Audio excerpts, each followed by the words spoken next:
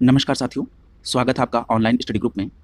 हिंदी विषय के लिए चलाई जा रही स्पेशल श्रृंखला के अंतर्गत आज की क्लास में अनेक शब्दों के लिए एक शब्द से संबंधित टॉपिक को प्रश्नों के माध्यम से कंप्लीट कराया जाएगा।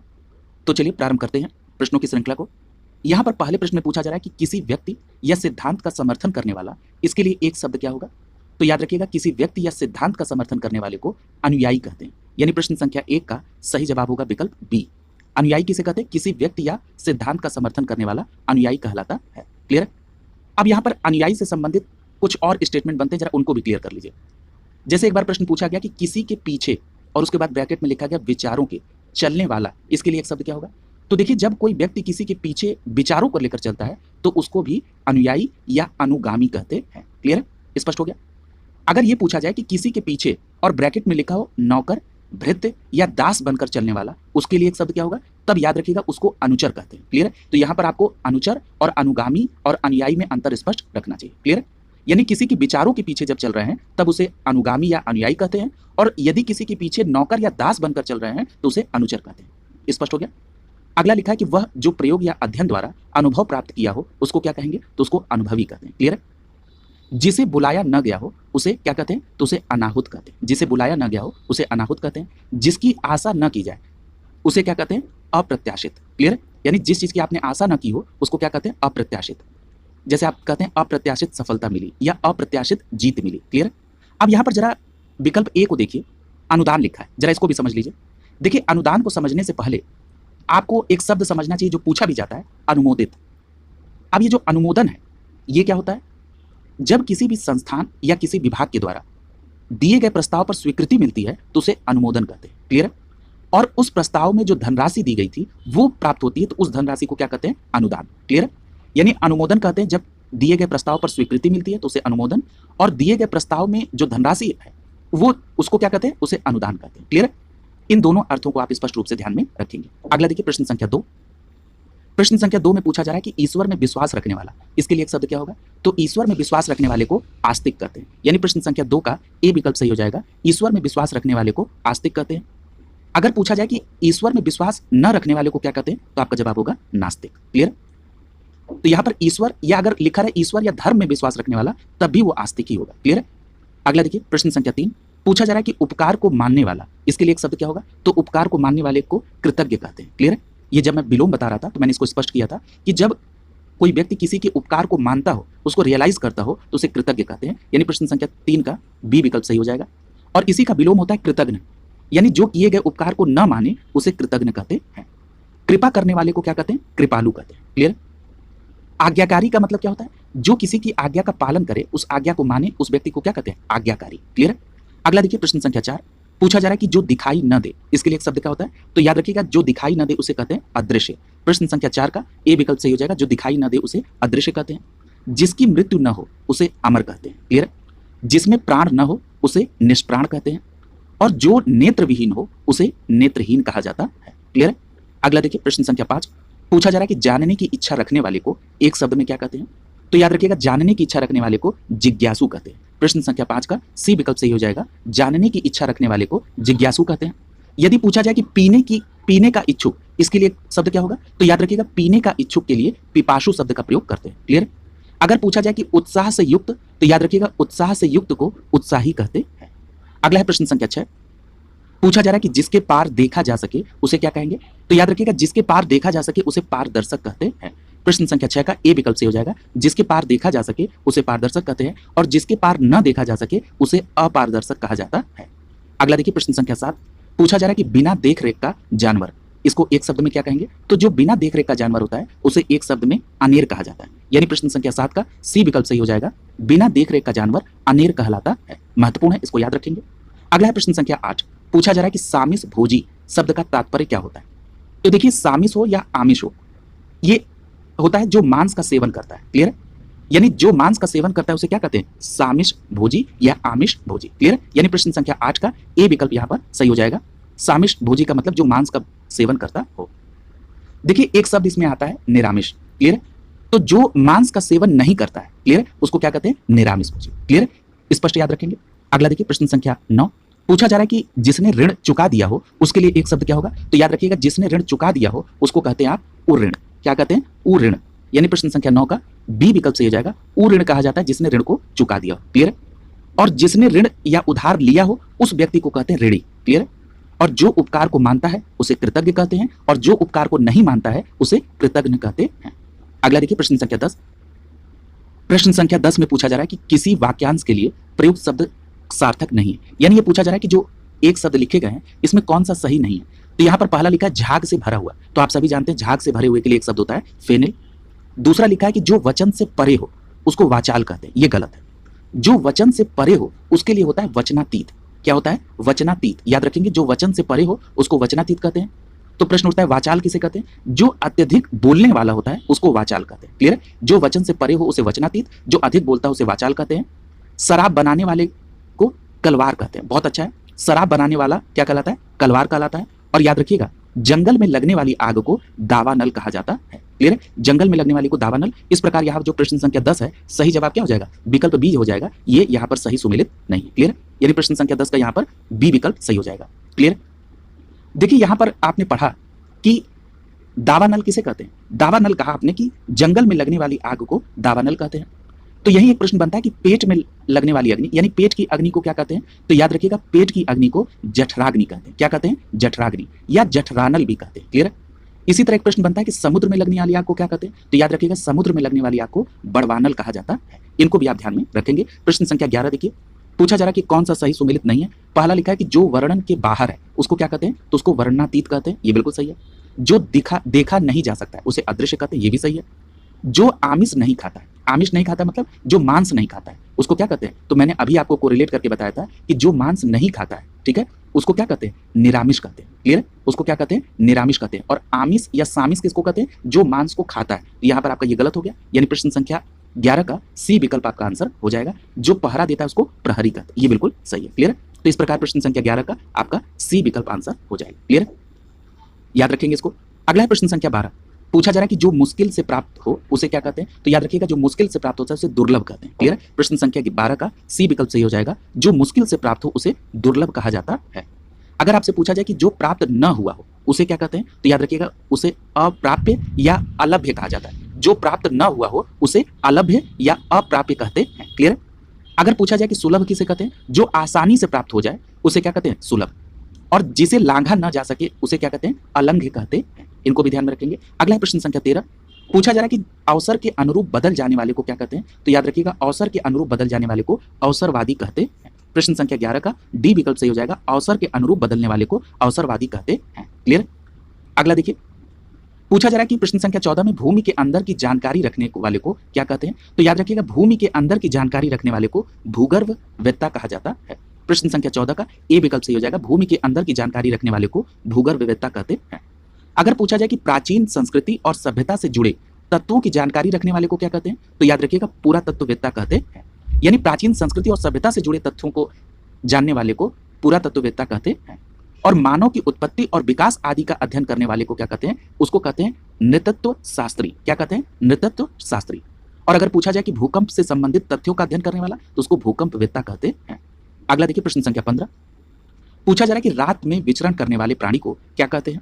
तो याद रखिएगा, रात में जो विचरण करने वाला प्राणी उसको निशाचर कहते हैं। यानी प्रश्न संख्या 15 का डी विकल्प सही हो जाएगा। रात में विचरण करने वाले को निशाचर कहा जाता है। अगर हम बात करें बंचर की, तो जंगल में रहने वाले पशु को वन्य पशु और जंगली मनुष्य को बंचर कहा जाता है। यानी बंचर जंगल में रहने वाले पशु को और जंगली मनुष्य को बंचर कहते हैं। निशाकर विकल्प ए में लिखा हुआ है, निशाकर यानी निशा करने वाला, यानी चंद्रमा की बात हो रही है। क्लियर? अगला देखिए, प्रश्न संख्या 16 में पूछा जा रहा है कि जो खाने योग्य न हो उसके लिए एक शब्द क्या होगा? तो याद रखिएगा, जो खाने योग्य न हो उसे अखाद्य कहते हैं। प्रश्न संख्या 16 का ए विकल्प सही हो जाएगा। जो खाने योग्य न हो उसे अखाद्य कहते हैं। क्लियर है?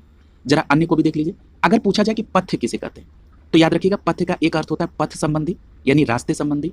दूसरा होता है स्वास्थ्य के लिए जो उपयोगी हो उसे भी पथ्य कहते हैं। और तीसरा होता है रोगी को दिया जाने वाला हल्का भोजन, इसे भी पथ्य कहा जाता है। यानी इन तीनों संदर्भ में अगर हम एक शब्द प्रयोग करेंगे तो वो क्या करेंगे? पथ्य करेंगे। क्लियर है?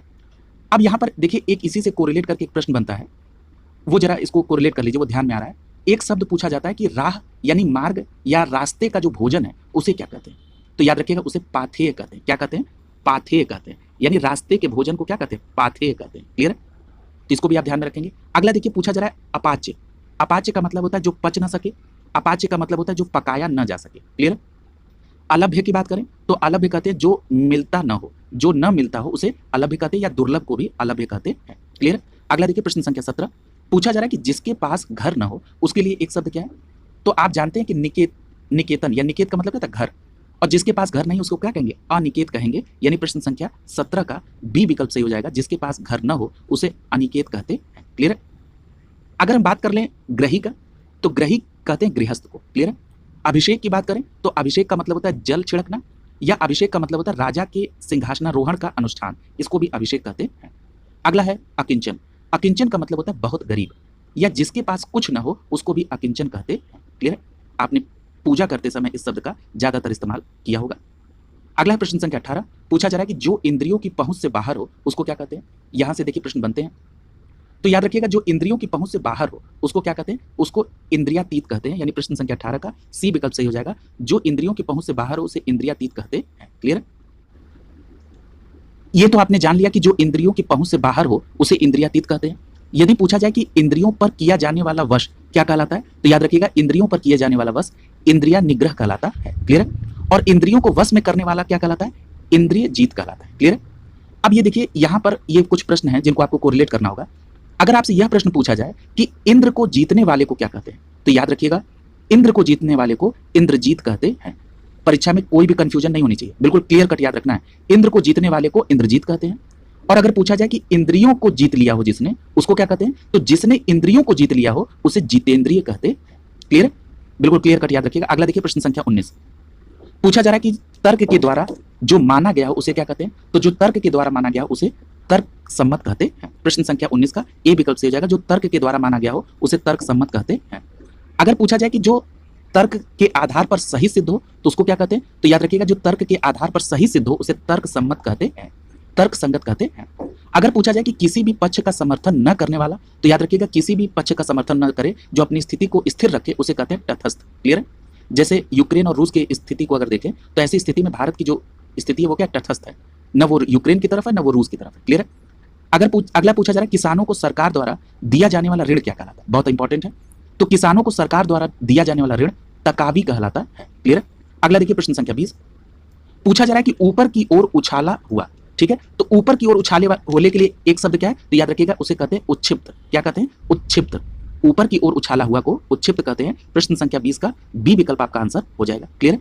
अगला देखिए, अगर हम बात कर ले यहां पर प्रक्षिप्त की, तो याद रखिएगा प्रक्षिप्त का मतलब होता है फेंका हुआ। क्लियर है। प्रक्षिप्त का मतलब क्या होता है, फेंका हुआ, और उच्छिप्त का मतलब मैंने बताया कि ऊपर की ओर उछाला हुआ। क्लियर है। आरोहण का मतलब क्या होता है, सवार होना, और उत्थान का मतलब होता है उठना या उठाना। क्लियर है। अगला देखिए प्रश्न संख्या 21 पूछा जा रहा है कि जो आंखों के सामने हो उसके लिए एक शब्द क्या कहते हैं, तो याद रखिएगा आंखों के सामने हो उसे कहते हैं प्रत्यक्ष। यानी प्रश्न संख्या 21 का बी विकल्प सही हो जाएगा, जो आंखों के सामने हो उसे प्रत्यक्ष कहते हैं, और जो आंखों के सामने ना उसे परोक्ष कहते हैं। क्लियर है। अगला कह रहा है कि जो आसानी से प्राप्त हो सके उसको क्या कहते हैं, तो याद रखिएगा जो आसानी से प्राप्त हो सके उसको सुलभ कहते हैं। क्लियर है। अगला है प्रश्न संख्या 22 पूछा जा रहा है कि इंद्रियों को जीत लिया हो उसके लिए क्या है, तो देखिए मैंने अभी कहा था ये बहुत इंपॉर्टेंट है। इंद्रियों को जीत लिया हो उसको क्या कहते हैं, जितेंद्रिय। जिसने इंद्रियों को जीत लिया हो उसे जितेंद्रिय कहते हैं। प्रश्न संख्या 22 का सी विकल्प सही हो जाएगा। क्लियर है। अगला देखिए, और अगर ये पूछा जाए कि जिसने इंद्र को जीत लिया हो उसको, तो याद रखिएगा तब विकल्प ए सही हो जाता है, इंद्रजीत। यानी इंद्र को जीत लिया हो तो इंद्रजीत, और जिसने इंद्रियों को जीत लिया हो उसे जितेंद्रिय कहते हैं। क्लियर।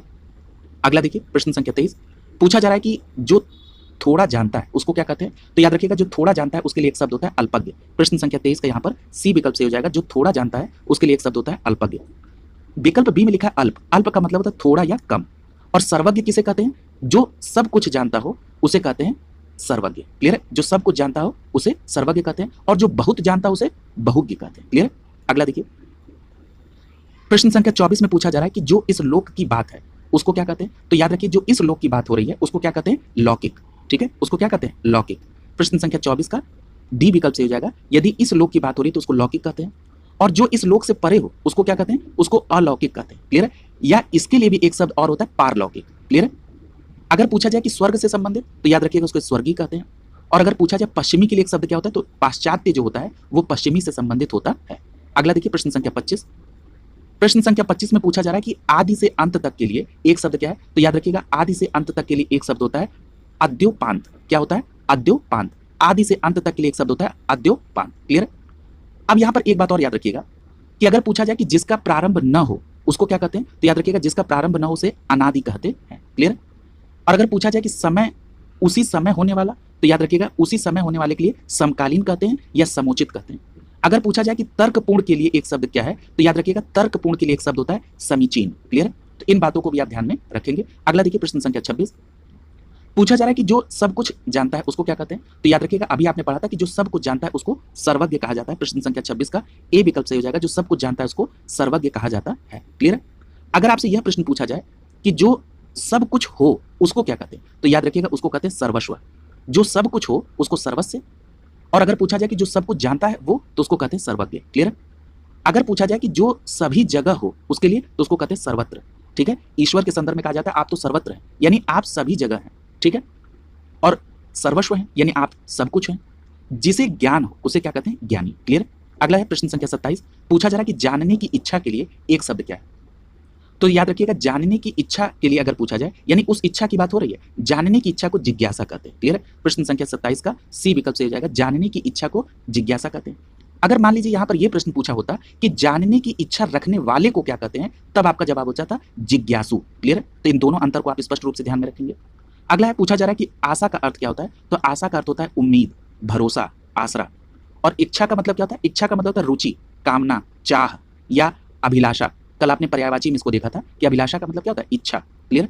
अगला देखिए प्रश्न संख्या 28, पूछा जा रहा है कि किसी व्यक्ति या वस्तु को न अपनाना, इसके लिए एक शब्द क्या होगा, तो याद रखिएगा किसी वस्तु या व्यक्ति को न अपनाना इसको बहिष्कार कहते हैं। प्रश्न संख्या 28 का ए विकल्प सही हो जाएगा। अगर बात करें हम कि जब स्वच्छ और शुद्ध करने की क्रिया हो उसे क्या कहते हैं, तो याद रखिएगा जब स्वच्छ और शुद्ध करने की क्रिया तो उसको परिष्कार कहते हैं। क्या कहते हैं? परिष्कार। और याद रखिएगा अगर यह पूछा जाए कि उपेक्षा पूर्वक त्यागने को क्या कहते हैं, तो अगर किसी को उपेक्षा पूर्वक त्यागा जा रहा है तो उसको तिरस्कार कहते हैं। क्लियर? अगर पूछा जाए कि किसी की भलाई या हित करने की क्रिया को क्या कहते हैं, तो आपका जवाब होगा परोपकार कहते हैं। क्लियर? अगला देखिए प्रश्न संख्या 29, पूछा जा रहा है कि अनियमित के लिए क्या होगा, तो अनियमित किसको कहते हैं, तो अनियमित का मतलब जो नियमानुकूल न हो। अनियमित का मतलब क्या होता है? जो नियमानुकूल न हो, यानी प्रश्न संख्या 29 का बी विकल्प सही हो जाएगा, जो नियमानुकूल न हो उसे क्या कहेंगे? अनियमित कहते हैं। अगर पूछा जाए कि जिस पर कोई नियंत्रण न हो, इसके लिए एक शब्द क्या है, तो उसको अनियंत्रित कहते हैं। अगर पूछा जाए कि जिसके संबंध में कोई निर्णय न हुआ हो, तो उसको क्या कहते हैं? उसको अनिर्णित कहते हैं। जिसके संबंध में कोई निर्णय न हुआ हो उसको अनिर्णित कहते हैं। और अगर पूछा जाए कि जिसका निवारण न हो सकता हो उसको क्या कहते हैं? अनिवारणीय कहते हैं। जिसका निवारण ही न हो सकता हो उसको अनिवारणीय कहते हैं।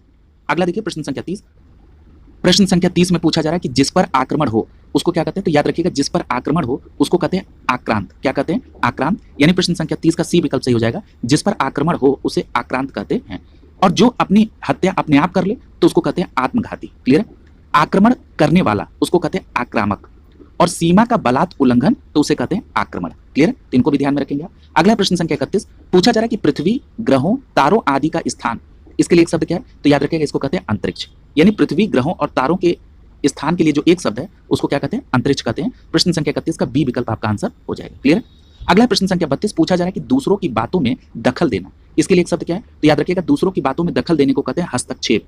यानी प्रश्न संख्या 32 का ए विकल्प सही हो जाएगा, दूसरों की बातों में दखल देना हस्तक्षेप कहलाता है। क्लियर? अगर पूछा जाए कि व्यंग्यपूर्ण दोषारोपण करना, इसके लिए एक शब्द, तो उसको कहते हैं आक्षेप। आक्षेप का मतलब होता है व्यंग्यपूर्ण दोषारोपण करना। और अगर पूछा जाए जो आगे की सोचता है उसके लिए, तो याद रखिएगा उसको कहते हैं दूरदर्शी। और उपकार करने वाले को कहते हैं उपकारी। क्लियर? उपकार मानने वाले को कृतज्ञ और उपकार न मानने वाले को कृतज्ञ कहते हैं। क्लियर? अगला देखिए प्रश्न संख्या 33, पूछा जा रहा है कि जो देने योग्य हो उसके लिए, तो याद रखिएगा जो देने योग्य हो उसे कहते हैं देय। क्या कहते हैं? देय। अगला देखिए, अगर पूछा जाए कि जो पीने योग्य हो उसको, तो याद रखिएगा जो पीने योग्य हो उसे पेय कहते हैं, जो गाने योग्य हो उसे गेय कहते हैं, और दिया जाने वाले को कहते हैं दान। क्लियर? अगला देखिए प्रश्न संख्या 34, पूछा जा रहा है कि जो कम खर्च करता हो उसको क्या कहते हैं, तो याद रखिएगा जो कम खर्च करता है उसको मितव्ययी कहते हैं। क्लियर? ये भी बहुत पूछा जाता है, जो कम खर्च करता है उसको क्या कहते हैं? मितव्ययी कहते हैं। प्रश्न संख्या 34 का सी विकल्प सही हो जाएगा, जो कम खर्च करता है उसको मितव्ययी कहते हैं। अब ये प्रश्न में दिया हुआ था कंजूस, तो कंजूस किसको कहते हैं? ऐसे व्यक्ति को कंजूस कहा जाता है जो जिसके पास धन होने पर भी आवश्यकता की पूर्ति के लिए उसका उपयोग न करता हो, उस व्यक्ति को कंजूस कहते हैं। क्लियर? और अगर पूछा जाए कि लालच या लोभ क्या होता है, तो लालच या लोभ की इच्छा करने वाले व्यक्ति को लोभी कहते हैं। क्लियर? लोभी किसे कहते हैं? लालच या लोभ की इच्छा करने वाले व्यक्ति को लोभी कहते हैं। अगर पूछा जाए कि मक्खी चूस किसे कहते हैं, तो मक्खी चूस का मतलब कि जो व्यक्ति अत्यधिक कंजूस हो उसको मक्खी चूस कहा जाता है। यानी कंजूस तो उस व्यक्ति को कहते हैं जिसके पास धन हो लेकिन आवश्यकता की पूर्ति के लिए उसको खर्च ना करे, और मक्खी चूस का मतलब कि वो कंजूस का भी एक्सट्रीम पोजीशन है। क्लियर है? यानी कंजूस में भी महाकंजूस व्यक्ति को मक्खी चूस कहा जाता है। क्लियर? अगला देखिए, प्रश्न संख्या 35 में पूछा जा रहा है कि प्राणदा के लिए एक शब्द क्या है, तो याद रखिएगा प्राणदा का मतलब होता है जीवन देने वाली दवा। यानी प्रश्न संख्या 35 का बी विकल्प से हो जाएगा, जीवन देने वाली दवा को प्राणदा कहा जाता है। क्लियर? अगला देखिए, प्रश्न संख्या 36 पूछा जा रहा है बिना पलक झपकाए के लिए एक शब्द क्या होगा, तो याद रखिएगा जब कभी भी पूछा जाए कि बिना पलक झपकाए यानी एकटक देखना, तो उसको क्या कहते हैं? उसको कहते हैं निर्निमेष। क्या कहते हैं? निर्निमेष। बिना पलक झपकाए के लिए एक शब्द है निर्निमेष। प्रश्न संख्या 36 का सी विकल्प सही हो जाएगा। अगर पूछा जाए कि निस्पृह किसे कहते हैं, तो निस्पृह जो है वो इच्छा रहित को कहते हैं। और निर्विकार किसे कहते हैं, तो याद रखिएगा निर्विकार का मतलब होता है विकार रहित। क्लियर? अगला देखिए, प्रश्न संख्या 37 पूछा जा रहा है कि प्रज्ञा चक्षु किसे कहते हैं, तो देखिए प्रज्ञा चक्षु की अगर हम बात करें तो बुद्धि जिसका नेत्र हो उसको कहते हैं प्रज्ञा चक्षु।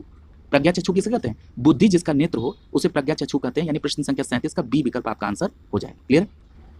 प्रश्न संख्या 38 में पूछा जा रहा है कि सख्य भाव मिश्रित अनुराग को क्या कहते हैं, तो याद रखिएगा सख्य भाव मिश्रित अनुराग को प्रणय कहा जाता है। यानी प्रश्न संख्या 38 में ए विकल्प सही हो जाएगा, सख्य भाव मिश्रित अनुराग को प्रणय कहते हैं।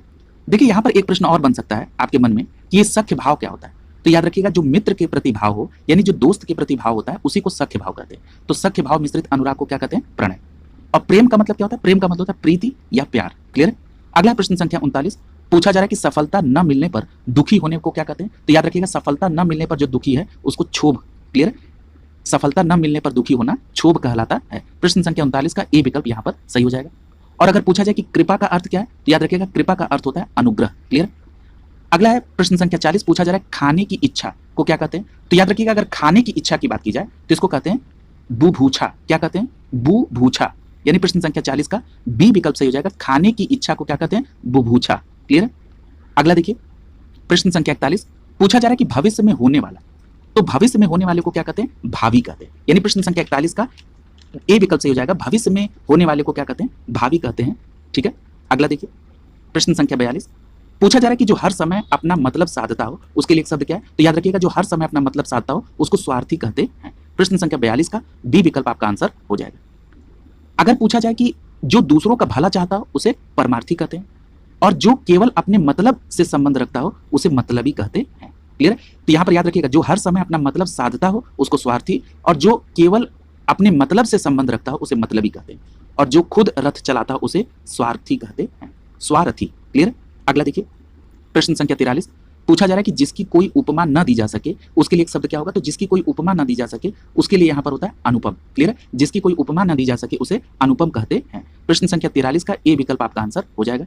और जो बहुत कम जानता है उसके लिए अल्पज्ञ चर्चा हो चुकी है। जो किसी विषय का ज्ञान रखता हो उसे ज्ञानी कहते हैं, जो सबको जानता हो उसको सर्वज्ञ कहते हैं, जो किसी का अनुसरण करे उसे अनुयायी कहते हैं। और अनुसरण किस प्रकार? विचारों और सिद्धांतों का। यानी जो किसी के विचारों और सिद्धांतों का अनुसरण करे उसे अनुयायी कहते हैं, और जो किसी का अनुसरण करे नौकर या दास बनकर उसे अनुचर कहते हैं। याद रखिएगा। अगला है प्रश्न संख्या 44 पूछा जा रहा है कि पैसे से मनुष्य की जीवन जीने की इच्छा बलवती होती है। यहाँ पर जीवन जीने की इच्छा के लिए एक शब्द क्या होगा, तो याद रखिएगा जीवन जीने की इच्छा के लिए एक शब्द होता है जिजीविषा। यानी प्रश्न संख्या 44 का ए विकल्प सही हो जाएगा। जीवन जीने की इच्छा को क्या कहते हैं? जिजीविषा कहते हैं। क्लियर? अगर ये पूछा जाए कि जीविका किसे कहते हैं, तो जीवन निर्वाह का जो साधन है उसको जीविका कहते हैं। और चतुरानन किसे कहते हैं? जिसके 4 आनंद यानी जिसके 4 मुख हो उसे चतुरानन कहते हैं। क्लियर? तो ये भी याद रखेंगे। अब यहाँ पर एक बात जरा कोरिलेट करिए। अभी आपने ये देखा कि जीवन जीने की इच्छा जो है वो क्या कहलाती है? जिजीविषा कहलाती है। क्लियर? जीवन जीने की इच्छा क्या कहलाती है? जिजीविषा कहलाती है। अगर मैं आपसे ये कहूं कि किसी को जीतने की चाह क्या कहलाती है, तो याद रखिएगा तब जिगीसा कहते हैं। किसी को जीतने की चाह को क्या कहते हैं? जिगीसा। क्लियर? अगला देखिए, प्रश्न संख्या 45 पूछा जा रहा है कि जो अपने स्थान या स्थिति से अलग न किया जा सके उसको क्या कहते हैं, तो याद रखिएगा उसे अच्युत कहा जाता है। जो अपने स्थान या स्थिति से अलग न किया जा सके उसको क्या कहते हैं? अच्युत कहते हैं। प्रश्न संख्या 45 का ए विकल्प यहाँ पर सही हो जाएगा। अगर पूछा जाए कि न टूटने वाले को क्या कहते हैं, तो उसे अटूट कहते हैं। जो अपनी बात से न टले उसे अटल कहते हैं, और जो दिया न जा सके उसे अदेय कहते हैं। क्लियर? अगला देखिए, प्रश्न संख्या 46 पूछा जा रहा है कि जीने की इच्छा, तो अभी चर्चा हुई है, जीने की इच्छा को क्या कहते हैं? जिजीविषा कहते हैं। प्रश्न संख्या 46 का बी विकल्प से हो जाएगा जीने की इच्छा को जिजीविषा कहते हैं। अब देखिए इससे संबंधित जरा और देख लीजिए, जो जानने को उत्सुक हो उसे जिज्ञासु कहते हैं और जानने की इच्छा को क्या कहते हैं, जिज्ञासा कहते हैं। क्लियर है? यानी जानने की इच्छा को जिज्ञासा और जानने की इच्छा रखने वाला या जानने के लिए जो उत्सुक हो उस व्यक्ति को जिज्ञासु कहते हैं। क्लियर? और जिज्ञासु में स में छोटे की मात्रा रहेगी और छोटा स भी रहेगा। अगर ये पूछा जाए कि जो जीत या विजय का इच्छुक हो उसको क्या कहते हैं, तो याद रखिएगा जो जीत या विजय का इच्छुक हो इसे जिगीषु कहते हैं। और अगर मैं यहीं से ये प्रश्न बना लूं कि जो जीत या विजय की इच्छा है उसको क्या कहते हैं, तब उसको कहते हैं जिगीषा। क्लियर है? यानी जो जीतने की चाह है, ठीक है, उसको क्या कहते हैं, जिगीषा, और जीतने की चाह रखने वाले को क्या कहते हैं, जिगीषु कहते हैं। क्लियर है? अगर पूछा जाए कि जो प्यासा हो या पीने का इच्छुक हो तो उसको पिपासु कहते हैं। ये बहुत इंपॉर्टेंट है, यहां से प्रश्न बनता है। क्लियर? अगला देखिए प्रश्न संख्या 47, पूछा जा रहा है कि वह कवि जो तत्काल कविता करने में कुशल हो उसको क्या कहते हैं, तो याद रखिएगा ये भी बहुत पॉपुलर प्रश्न है, इसे आशु कवि कहते हैं। यानी वह कवि जो तत्काल कविता करने में कुशल हो उसे आशु कवि कहा जाता है। क्लियर? और अगर आपसे यह प्रश्न पूछा जाए कि जो कवियों में श्रेष्ठ हो उसके लिए, तो उसको महाकवि कहते हैं। और जो किसी दरबार में रहकर राजा से संबंधित कविताओं की रचना करता हो तो उसको राजकवि कहा जाता है। प्रश्न संख्या 48 में पूछा जा रहा है कि जो धरती फोड़कर जन्मता है उसको क्या कहते हैं, तो याद रखिएगा जो धरती फोड़कर जन्मता है उसको उद्भिज कहा जाता है। क्या कहते हैं, उद्भिज कहते हैं। यानी प्रश्न संख्या 48 का बी विकल्प से हो जाएगा, जो धरती फोड़कर जन्मता है उसको क्या कहते हैं, उद्भिज कहते हैं। यहां पर सी विकल्प में लिखा है जरायुज, वह झिल्ली जिसमें माता के गर्भ से निकलते समय खेड़ी में लिपटा होता है उसको क्या कहते हैं, तो उसको जरायुज कहते हैं। क्लियर? और जो स्वयं जन्म लेता है उसके लिए क्या कहते हैं, तो उसको स्वयंभू कहते हैं। क्लियर? तो इनको आप ध्यान में रखेंगे। अगला है प्रश्न संख्या 49, पूछा जा रहा है कि जिसके हृदय में ममता न हो उसके लिए, तो याद रखिएगा जिसके हृदय में ममता न हो उसके लिए एक शब्द होता है निर्मम। क्या होता है, निर्मम। अगला देखिए, पूछा जा रहा है कि जिसके हृदय में दया न हो, तो जिसके हृदय में दया न हो उसको निर्दय, और जिसके हृदय में ममता न हो उसको निर्मम कहते हैं। ठीक है? और जो डरे नहीं उसके लिए, तो याद रखिएगा जो डरे नहीं उसके लिए निर्भय शब्द का प्रयोग किया जाता है। अगला है प्रश्न संख्या 50, पूछा जा रहा है कि पूरब और उत्तर के बीच की दिशा को क्या कहते हैं। बहुत अच्छा प्रश्न है। पूछा जा रहा है कि पूरब और उत्तर के बीच की दिशा को ईशान कहा जाता है। क्लियर है? प्रश्न संख्या 50 का बी विकल्प से हो जाएगा, पूरब और उत्तर के मध्य की दिशा को ईशान कहा जाता है। इसी तरह पूरब और दक्षिण के मध्य की दिशा को क्या कहते हैं, आग्नेय कहते हैं। पूरब और दक्षिण के मध्य की दिशा को आग्नेय कहते हैं। दक्षिण और पश्चिम के मध्य दिशा को क्या कहते हैं, तो याद रखिएगा उसे नैऋत्य कहते हैं। क्लियर है? नैऋत्य कहते हैं दक्षिण और पश्चिम की दिशा को। और याद रखिएगा अगर पूछा जाए कि पश्चिम और उत्तर के मध्य की दिशा को क्या कहते हैं, तो इसे वायव्य कहते हैं। पश्चिम और उत्तर के मध्य की दिशा को वायव्य कहते हैं। क्लियर? तो आपने इन चारों को देख लिया। यहां पर एक प्रश्न और बनता है, जरा उसको भी यहीं कोरिलेट कर लीजिए। अगर पूछा जाए कि दो दिशाओं के बीच के कोण को क्या कहते हैं, दो दिशाओं के बीच के कोण को क्या कहते हैं, तो आप क्या कहेंगे, उसे विदिश कहते हैं। क्या कहते हैं, विदिश कहते हैं। तो याद रखिएगा, अगर आपको पता होगा तब तो कोई बात नहीं तो नोट डाउन कर लीजिएगा। दो दिशाओं के बीच के कोण को विदिश कहते हैं। क्लियर? इसे विदिश के अलावा विदिक भी कहते हैं। क्या कहते हैं, विदिक। तो विदिश लिखा हो या विदिक लिखा हो, आप दोनों में से किसी एक को देख लेंगे कि क्या लिखा है, दो दिशाओं के बीच का कोना। क्लियर? विदिश या विदिक। क्लियर? अगला देखिए प्रश्न संख्या 51, पूछा जा रहा है कि एक ही समय में वर्तमान, तो याद रखिएगा एक ही समय में वर्तमान के लिए समसामयिक शब्द का प्रयोग किया जाता है। प्रश्न संख्या 51 का सी विकल्प सही हो जाएगा। और अगर पूछा जाए कि जीवन भर के लिए, तो इसे आजीवन कहते हैं। समय के अनुकूल के लिए एक शब्द क्या होता है, समयानुकूल होता है। क्लियर? अगला है प्रश्न संख्या 52, पूछा जा रहा है कि पार्थिव के लिए क्या होता है, किसे कहते हैं, तो याद रखिएगा जिसका संबंध पृथ्वी से हो उसे पार्थिव कहते हैं। यानी प्रश्न संख्या 52 का डी विकल्प से हो जाएगा, जिसका संबंध पृथ्वी से हो उसे क्या कहते हैं, पार्थिव कहते हैं। प्रश्न संख्या 53 में पूछा जा रहा है कि प्रत्युत्पन्नमति के लिए क्या है, तो याद रखिएगा प्रत्युत्पन्नमति क्या हो, जो तत्काल सोचकर उत्तर दे सके उसे प्रत्युत्पन्नमति कहते हैं। प्रश्न संख्या 53 का डी विकल्प सही हो जाएगा, जो तत्काल सोचकर उत्तर दे सके उसे प्रत्युत्पन्नमति कहते हैं। अगला है प्रश्न संख्या 54, पूछा जा रहा है कि जो इंद्र पर विजय प्राप्त कर चुका हो उसको क्या कहेंगे। मैंने आपसे कहा था ना ये बहुत महत्वपूर्ण है, तो याद रखिएगा इंद्र पर पूछा जा रहा है, तो यहाँ पर इंद्र पर विजय प्राप्त करने वाले को इंद्रजीत कहते हैं। यानी यहाँ पर प्रश्न संख्या 54 का सी विकल्प से हो जाएगा, इंद्र पर विजय प्राप्त करने वाले को इंद्रजीत कहा जाता है। और अगर पूछा जाए कि इंद्रियों पर विजय प्राप्त करने वाले को, तो उसे जितेंद्रिय कहा जाता है। क्लियर?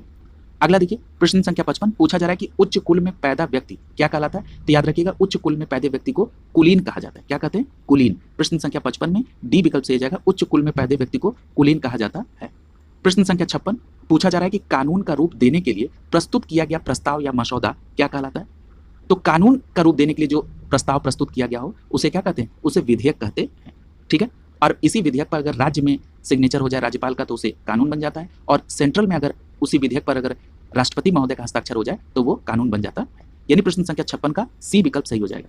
अगला देखिए प्रश्न संख्या 57, पूछा जा रहा है कि जो मोक्ष चाहता हो उसको क्या कहेंगे। बहुत अच्छा प्रश्न है, तो याद रखिएगा जो मोक्ष चाहता है उसे मुमुक्षु कहते हैं। प्रश्न संख्या 57 का ए विकल्प सही हो जाएगा। और इसे वर्तनी के दृष्टिकोण से भी याद रखिएगा, क्योंकि देखिए जितने भी विकल्प दिए गए सब एक जैसे हैं। तो जो मोक्ष चाहता है उसे मुमुक्षु कहते हैं। और याद रखिएगा मुमुक्षु जब आप लिखेंगे तो तीनों में छोटे ऊ की मात्रा है, मुमुक्षु। और अगर पूछा जाए कि मर जाने की कामना को क्या कहते हैं, तो मर जाने की जो कामना है उसे मुमूर्षा कहते हैं। क्या कहते हैं? मुमूर्षा। और जिसे मर जाने की कामना हो उस व्यक्ति को मुमूर्षु कहते हैं। तो जरा इसको समझ लीजिएगा कि मर जाने की जो कामना है उसे तो मुमूर्षा कहते हैं, लेकिन जिस व्यक्ति को मर जाने की कामना है उसको मुमूर्षु कहा जाता है।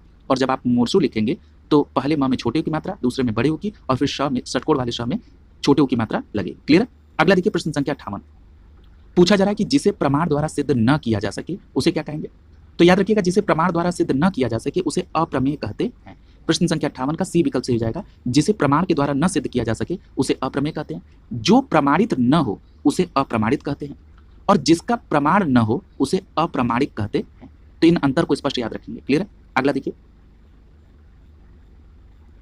प्रश्न संख्या 59 में पूछा जा रहा है कि गिरा हुआ के लिए एक शब्द क्या है। तो याद रखिएगा गिरा हुआ के लिए एक शब्द होता है पतित। क्या होता है? पतित। यानी प्रश्न संख्या 59 का ए विकल्प सही हो जाएगा। गिरा हुआ के लिए एक शब्द होता है पतित।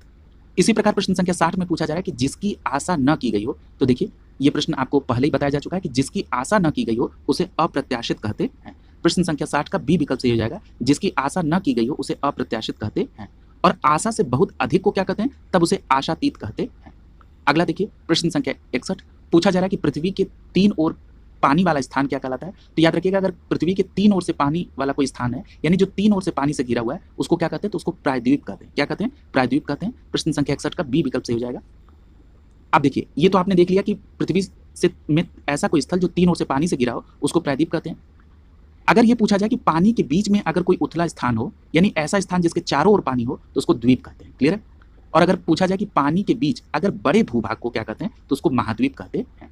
कई बार आपसे इंटरव्यू में द्वीप और महाद्वीप को लेकर अंतर पूछा जाता है। क्लियर है? तो इन तीनों बातों को याद रखेंगे। अब जरा उदाहरण देख लीजिए। अगर हम प्रायद्वीप की बात करें तो सबसे अच्छा उदाहरण भारत का है। प्रायद्वीप किसे कहते हैं? ऐसा स्थल जिसके तीनों ओर जल हो, तो उसे प्रायद्वीप। जैसे भारत के पूर्वी इलाके में आप बंगाल की खाड़ी देख रहे हैं। अगर हम पश्चिमी तट की बात करें तो वहां पर अरब सागर का है, और अगर हम दक्षिण में देखें तो हिंद महासागर है, यानी तीनों तरफ से जल है। तो ये भारत क्या हो गया? प्रायद्वीप।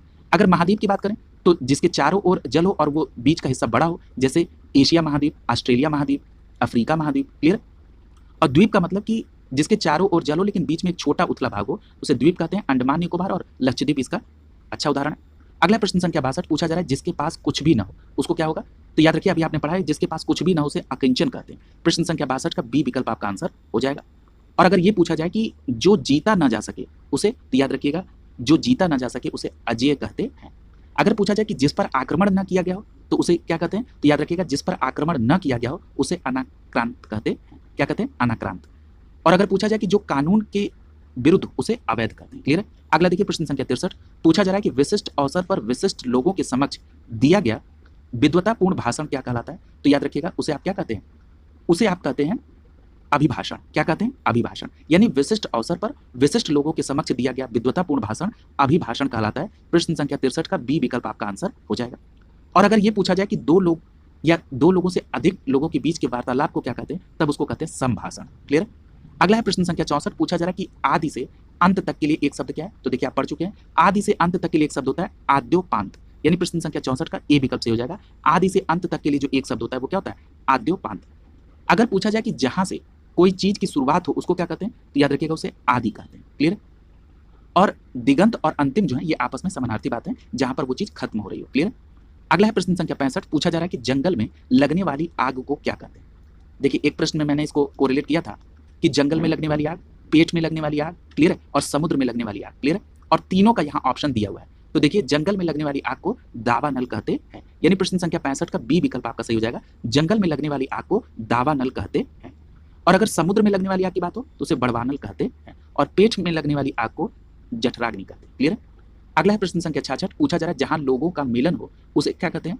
तो याद रखिएगा जहां पर लोगों का मिलन हो उसे सम्मेलन कहते हैं। क्या कहते हैं? सम्मेलन। यानी सम्मेलन का मतलब जहां लोगों का मिलन हो। क्लियर? अगर यह पूछा जाए कि दो लोगों के परस्पर मिलन को क्या कहते हैं, तो याद रखिएगा दो लोगों के परस्पर मिलन को सम्मिलन कहते हैं। अंतर को याद रखिएगा, जहां लोगों का मिलन हो सके उसे सम्मेलन, दो लोगों के परस्पर मिलन को सम्मिलन कहते हैं, और अनियमित ढंग से लोगों का इकट्ठा होना भीड़ कहलाता है। और अगर पूछा जाए कि मनोरंजन के लिए विशिष्ट अवसर पर बाजार के रूप में लोगों का जो समूह है वो क्या कहलाता है, तो याद रखिएगा उसे मेला कहा जाता है। प्रश्न संख्या 67 देखिए, पूछा जा रहा है कि जो व्याकरण का जानता हो, यानी जो व्याकरण जानता हो उसके लिए एक शब्द क्या है, तो याद रखिएगा उसको कहते हैं व्याकरण। यानी जो व्याकरण जानता है उसको क्या कहते हैं, व्याकरण। यानी प्रश्न संख्या 67 का सी विकल्प आपका आंसर हो जाएगा। और अगर पूछा जाए कि जो शास्त्रों का ज्ञान हो जिसे, उसको क्या कहते हैं, तो उसको कहते हैं शास्त्री। यानी जिन्हें शास्त्रों का ज्ञान हो उन्हें शास्त्री कहा जाता है, और जिन्हें व्याकरण का ज्ञान हो उन्हें व्याकरण कहा जाता है। प्रश्न संख्या 68 में पूछा जा रहा है कि किसी प्रतियोगिता में विजयी होने पर दिया जाता है उसको क्या कहते हैं, तो याद रखिएगा जब किसी प्रतियोगिता में विजयी होने पर दिया जाता है तो उसे कहते हैं पारितोषिक। क्या कहते हैं, पारितोषिक। यानी प्रश्न संख्या 68 का बी विकल्प आपका आंसर हो जाएगा। किसी प्रतियोगिता में विजय होने पर दिया जाता है उसे क्या कहते हैं, पारितोषिक। और पुरस्कार किसे कहते हैं, किसी कार्य या सेवा के लिए प्रदान जो किया जाता है उसे पुरस्कार कहते हैं। और उपहार किसे कहते हैं, अपने से बराबर या छोटे को भेंट जो देते हैं उसको कहते हैं उपहार। अगला है, पूछा जा रहा है कि सख्य भाव मिश्रित अनुराग को क्या कहते हैं। देखिए प्रश्न रिपीट हो गया। सख्य भाव का मतलब क्या हो गया, मित्र या दोस्त से संबंधित जो भाव होता है उससे कहते हैं सख्य भाव। और जो सख्य भाव मिश्रित अनुराग है उसे क्या कहते हैं, प्रणय कहते हैं। यानी प्रश्न संख्या 69 का डी विकल्प आपका आंसर हो जाएगा। क्लियर है। अगला है प्रश्न संख्या 70, पूछा जा रहा है कि कुसंगति के कारण चरित्र में अगर कोई दोष लगना है उसके लिए एक शब्द क्या है, तो कुसंगति के कारण चरित्र पर दोष लगना क्या कहलाता है, कलंक कहलाता है। प्रश्न संख्या 70 का सी विकल्प आपका आंसर हो जाएगा। क्लियर है। अब देखिए, कुसंगति के कारण चरित्र पर दोष लगा तो उसे कलंक कहते हैं। अगर यह पूछा जाए कि अपयश स्थायी रूप से बदनाम होना, यानी अपयश किसे कहते हैं, स्थायी रूप से बदनाम होने को अपयश कहते हैं। अगर पूछा जाए दुष्चरित्र, तो दुष्टता के कारण जो चरित्र पर दोष लगा उसे दुष्चरित्र कहते हैं। और अपकीर्ति किसे कहते हैं, ऐसे बुरे कार्य जिसे करने से कीर्ति कम हो उसे अपकीर्ति कहा जाता है। क्लियर, इनको ध्यान में रखेंगे, बहुत बारीक अंतर होता है इनके बीच में। अगला है प्रश्न संख्या 71, पूछा जा रहा है कि शस्त्र क्या होता है, तो याद रखिएगा जो शस्त्र होता है वह हथियार जो हाथ में थाम कर चलाया जाता है उसे शस्त्र कहते हैं। यानी शस्त्र जो होता है वह हाथ में थाम कर चलाया जाता है। प्रश्न संख्या 71 का बी विकल्प आपका आंसर हो जाएगा, जैसे तलवार और लाठी। और वह हथियार जो फेंक कर चलाया जाता है उसे अस्त्र कहते हैं। यानी जो फेंक कर चलाया जाता है उसे अस्त्र, और जो हाथ में धारण करके चलाया जाता है उसे शस्त्र कहते हैं। और अस्त्र का उदाहरण क्या होगा, बम, तीर और मिसाइल। अगला है प्रश्न संख्या 72, पूछा जा रहा है कि जिससे संसार के प्रति मोह न रहा हो उसके लिए एक शब्द क्या है, तो संसार के प्रति अगर मोह न रहा हो तो उसे कहते हैं वीतरागी। क्या कहते हैं, वीतरागी। यानी प्रश्न संख्या 72 का ए विकल्प सही हो जाएगा। बहुत अच्छा प्रश्न है, जिसमें संसार के प्रति मोह न हो उसे वीतरागी कहा जाता है। क्लियर। अगर यह पूछा जाए कि जिसमें संसार के प्रति मोह हो उसे, तो याद रखिएगा उसे अनुरागी कहा जाता है। यानी अनुरागी का विलोम क्या हो जाएगा, वीतरागी। क्लियर है। अगला देखिए प्रश्न संख्या 73, पूछा जा रहा है कि जो कभी बूढ़ा न हो उसे क्या कहते हैं, तो याद रखिएगा जो कभी बूढ़ा न हो उसे अजर कहा जाता है। क्लियर। यानी प्रश्न संख्या 73 का बी विकल्प से हो जाएगा, जो कभी बूढ़ा न हो उसके लिए अजर होता है। और जो कभी मृत्यु को प्राप्त न करे उसे अमर कहा जाता है। अगर पूछा जाए कि युवा अवस्था को प्राप्त करने वाले को, तो याद रखिएगा उसे तरुण कहते हैं। और प्रत्येक स्थिति में एक समान बने रहना ही सदाबहार कहलाता है। अगला है प्रश्न संख्या 74, पूछा जा रहा है कि जो कानून के विरुद्ध हो उसे क्या कहते हैं, तो याद रखिएगा जो कानून के विरुद्ध है उसे अवैध कहा जाता है। यानी प्रश्न संख्या 74 का डी विकल्प सही हो जाएगा, जो कानून के विरुद्ध है उसे अवैध कहा जाता है। और अगर पूछा जाए कि जो संविधान के अधीन हो तो उसे संवैधानिक कहा जाता है, और जो विधि के अधीन हो उसे वैधानिक कहा जाता है। क्लियर। अगला देखिए प्रश्न संख्या 75, पूछा जा रहा है किसी कथन पर सहमत होना क्या कहलाता है, तो याद रखिएगा किसी कथन पर सहमत होना स्वीकृति कहलाता है। क्या कहलाता है, स्वीकृति। किसी कथन पर सहमत होना ये स्वीकृति कहलाता है। प्रश्न संख्या 75 का सी विकल्प सही हो जाएगा। अब देखिए विकल्प बी में अनुमोदन दिया है। मैंने अनुदान को स्पष्ट करते समय अनुमोदन को स्पष्ट किया था और बताया था जब किसी संस्थान या विभाग के द्वारा किसी प्रयोज्य यानी किसी प्रस्ताव पर सहमति मिल जाए तो उसे अनुमोदन कहते हैं। क्लियर। अगला देखिए प्रश्न संख्या 76, प्रश्न संख्या 76 में पूछा जा रहा है कि निम्नलिखित में से कौन सा पीछे चलने वाले के लिए एक शब्द होगा, तो याद रखिएगा पीछे चलने वाले के लिए अनुगत शब्द का प्रयोग किया जाता है। प्रश्न संख्या 76 में ए विकल्प सही हो जाएगा, पीछे चलने वाले को अनुगत कहते हैं। अगला है प्रश्न संख्या 77, पूछा जा रहा है जिसके बराबर कोई ना हो उसको क्या कहते हैं, तो जिसके बराबर कोई ना हो उसको कहते हैं अनुपम। यानी प्रश्न संख्या 77 का बी विकल्प सही हो जाएगा। देखिए अनुपम का जो मेन अर्थ होता है वो होता है जिसकी उपमा न की जा सके। क्लियर है। लेकिन यहाँ पर जितने भी विकल्प दिए गए उनमें अगर सबसे अच्छा विकल्प होगा तो यही अनुपम होगा, नहीं तो यहाँ जिसके बराबर कोई ना हो उसके लिए कोई भी विकल्प यहाँ नहीं, लेकिन आप नियरेस्ट विकल्प को देखेंगे तो ये अनुपम होगा, यानी जिसकी उपमा न की जा सके उसे अनुपम कहते हैं। क्लियर। अगला देखिए प्रश्न संख्या 78, पूछा जा रहा है कि पीढ़ी दर पीढ़ी चला आने वाला उसको क्या कहते हैं एक शब्द में, तो याद रखिए अगर पीढ़ी दर पीढ़ी चला आने वाला है तो उसके लिए कहते हैं अनव्यागत। अनव्यागत क्या कहते हैं, अनव्यागत। प्रश्न संख्या 78 का बी विकल्प सही हो जाएगा। अनव्यागत कहते हैं पीढ़ी दर पीढ़ी चले आने वाले को। क्लियर है? और अगर पूछा जाए कि क्रम से चलने वाला, तो याद रखिएगा क्रम से चलने वाले के लिए एक शब्द होता है क्रमागत। प्रश्न संख्या 79 में पूछा जा रहा है कि पर्वत की तलहटी को एक शब्द में क्या कहते हैं, तो याद रखिएगा पर्वत की तलहटी को एक शब्द में कहा जाता है उपत्यका। क्या कहते हैं? उपत्यका। प्रश्न संख्या 79 का डी विकल्प यहां पर सही हो जाएगा। अगर पूछा जाए कि तलहटी किसे कहते हैं, तो याद रखिएगा जो पृथ्वी और समुद्र तल से लगी हो, जो पृथ्वी और समुद्र के तल से लगी उसे तलहटी कहते हैं, और पर्वत का जो ऊपरी भाग होता है उसे आदित्यका कहते हैं। तो याद रखेंगे पर्वत के तलहटी भाग को उपत्यका कहते हैं और पर्वत के ऊपरी भाग को आदित्यका कहते हैं। इसको ध्यान में रखिए।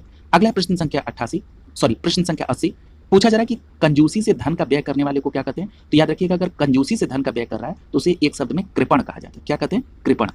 प्रश्न संख्या 80 का ए विकल्प सही जाएगा। कंजूसी से धन का व्यय जो कर रहा है उसे कृपण कहेंगे। जो अपनी सारी जरूरतों को कम खर्च में पूरी करते हैं उसे मित व्यय कहते हैं। क्लियर है?